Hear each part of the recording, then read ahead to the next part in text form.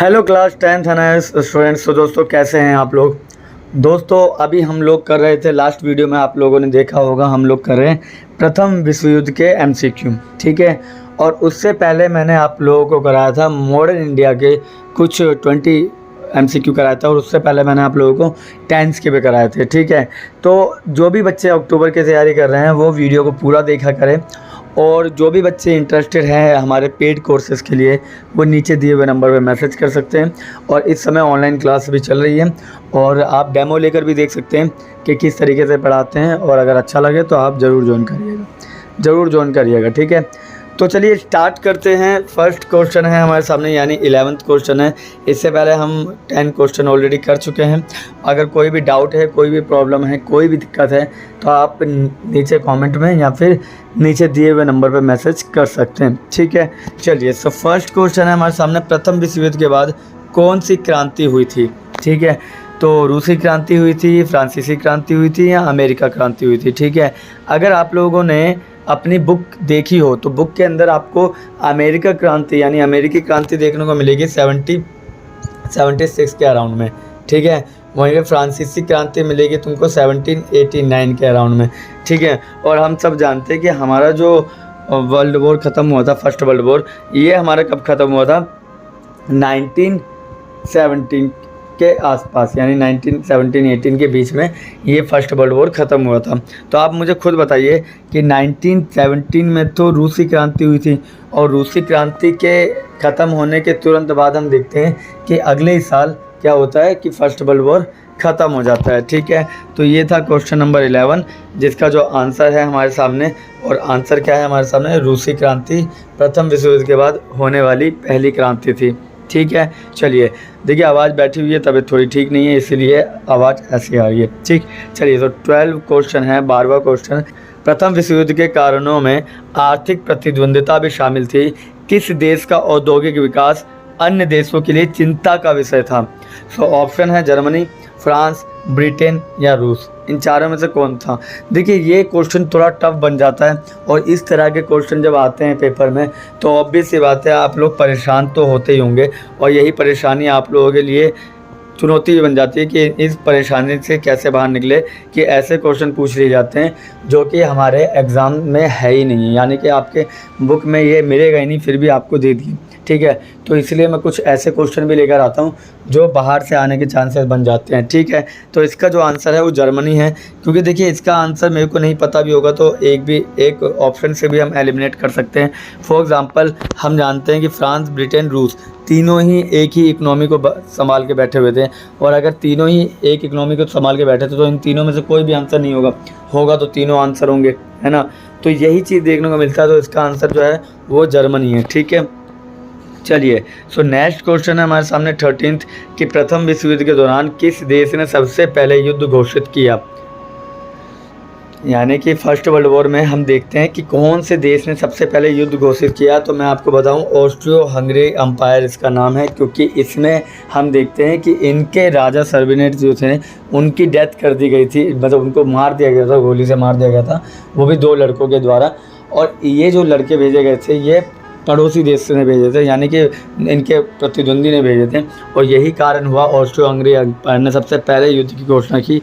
उसके बाद जर्मनी ने ज्वाइन किया, ठीक है। समझ में आ गया, सर्बिया के खिलाफ।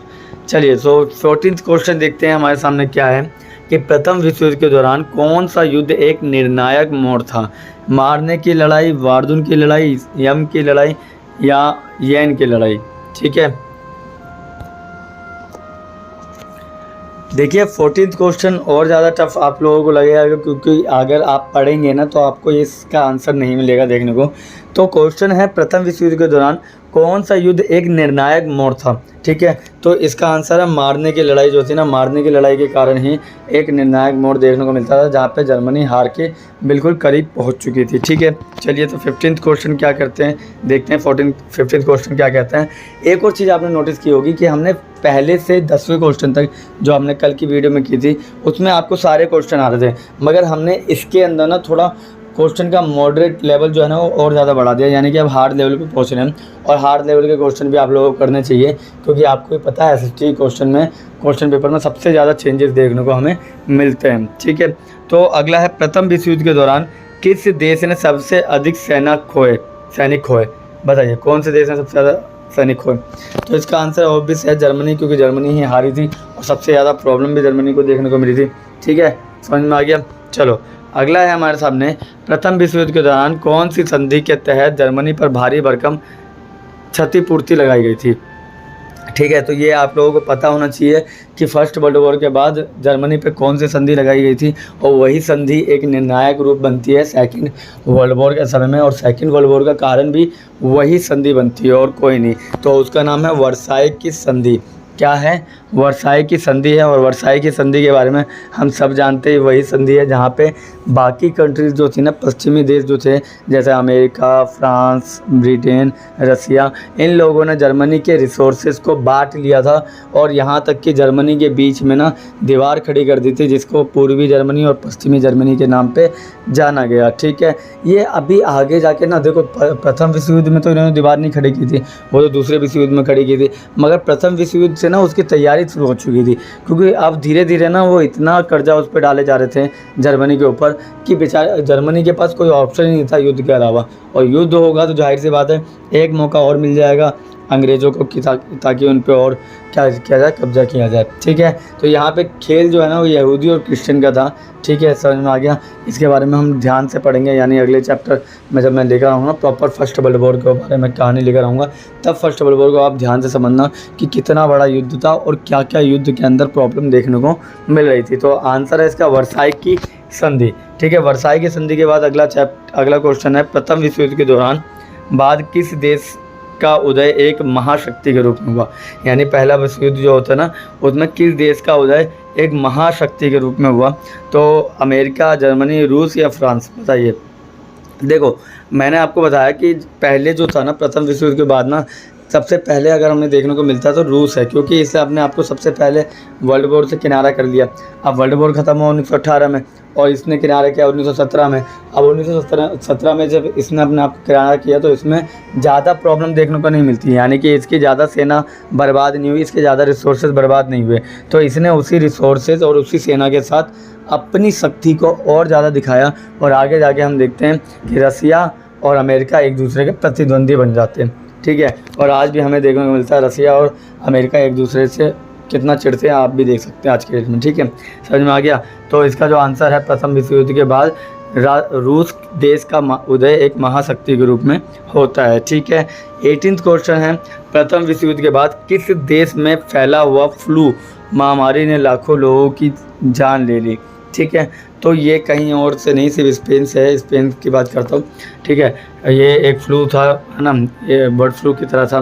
ठीक है, उसने लाखों लोगों की जान ले ली थी। ठीक है, चलिए तो अगला है, प्रथम विश्व युद्ध के दौरान किस देश ने युद्धपोतों की संख्या में सबसे अधिक वृद्धि की। अब ऑब्वियस सी बात है, हम सब जानते हैं कि प्रथम विश्व युद्ध के दौरान किस देश ने युद्धपोतों की संख्या में सबसे अधिक वृद्धि की। तो जर्मनी है, क्योंकि जर्मनी के पास अब पावर इतनी बढ़ गई थी कि उसको पता था कि अगर ब्रिटेन और फ्रांस जैसे देश को हराना पड़ेगा तो उसके लिए मुझे समुद्र में उतरना पड़ेगा, और समुद्र में उतरना पड़ेगा तो उसके लिए मेरे पास समुद्र में जो बोट वो होते हैं ना, जहाज़ होते हैं बड़े बड़े, वो मेरे पास बहुत सारे होने चाहिए, तभी मैं उनसे लड़ सकता हूँ। तो सबसे ज़्यादा युद्धपोत देखने को मिलता है जर्मनी द्वारा। ठीक है, and the last question is, प्रथम विश्व युद्ध के दौरान कौन से देश केंद्रीय शक्तियों के सदस्य थे। हम सब जानते हैं कि दो तरह के सदस्य थे, एक तो थे केंद्रीय शक्तियाँ और दूसरी थी धुरी शक्तियाँ। ठीक है, धुरी में जो था वो थे हमारे सामने इटली, है ना, अब ऑस्ट्रो हंगरी, इसके अलावा हम देखते हैं जर्मनी। ठीक है, आगे जाके जापान ने भी इसको ज्वाइन किया था, बट यहाँ पे केंद्रीय शक्तियों की बात कर रहे हैं, यानी एक्सिस पावर की बात कर रहे हैं। तो अलायंस पावर की बात कर रहे हैं। तो इसका मतलब क्या है, इसका मतलब है कि यहाँ पे होगा ब्रिटेन, फ्रांस, रूस। ठीक है, ये अमेरिका, फ्रांस, ब्रिटेन, रूस। ठीक है, ये चार कंट्री ऐसी थी जिन्होंने केंद्र शक्तियों को संभाल के रखा हुआ था, और ये वही शक्तियाँ हैं जिन्होंने आपस में बाकी हारे हुए कंट्री को बांट लिया था। ठीक है, और इन्होंने ही आगे जाके सेकेंड वर्ल्ड वॉर में एक निर्णायक भूमिका निभाई थी। क्लियर, समझ में आ गया। देखो इससे पहले मैंने 10 क्वेश्चन करा दिए थे और 10 क्वेश्चन मैंने अब करा दिए। अगर किसी भी तरह का कोई भी डाउट है इन 20 क्वेश्चन में तो आप लोग मुझसे ज़रूर कांटेक्ट करें और पूछ सकते हैं। ठीक है, बाकी मिलते हैं किसी और बाकी मिलते हैं किसी और वीडियो में, तब तक के लिए बस इतना ही। अभी थोड़ी आवाज़ में प्रॉब्लम है और तबीयत भी ठीक नहीं है, इसीलिए मैं आप लोगों की वीडियो पूरी बना के नहीं ला पा रहा। बस हाँ, एक डेली रूटीन है कि हम रोज़ पढ़ना चाहिए, थोड़ा थोड़ा पढ़ें, ज़्यादा पढ़ें, बट पढ़ना रोज़ चाहिए, इसलिए रोज़ आपकी एक वीडियो आती है, ताकि आप रोज़ एक वीडियो तो कम से कम देखा करें, ताकि आप ना अपने एग्ज़ाम के लिए सीरियस हमेशा रहे। ठीक है, चलिए तो मिलते हैं किसी और वीडियो में, तब तक के लिए थैंक यू और धन्यवाद।